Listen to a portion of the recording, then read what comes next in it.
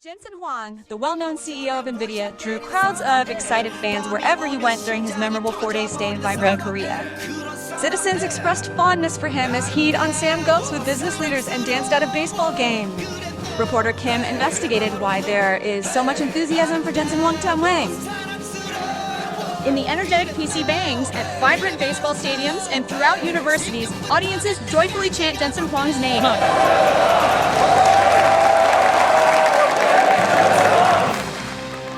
The CEO of a global company whom you'd only expect to see on TV is getting a lot of buzz, but personally, handing out sticky rice donuts and snacks with flair, and for his down-to-earth leadership style, enjoying pork belly and drinking soju bombs with everyone.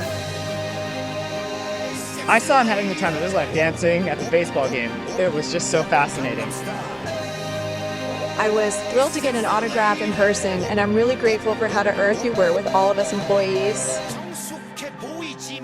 The expectation that stock prices rise whenever Jensen Huang meets business leaders also contributed to the Jensen Huang syndrome. He seems so down to earth. In stocks too, so I hope NVIDIA shares go up a lot. The inspiring story of how he began 30 years ago working tirelessly at the young electronics market as a self-made CEO continues to resonate strongly with the public. The IT industry, with its constant innovations and cutting-edge technologies, is immensely captivating to the younger generation today.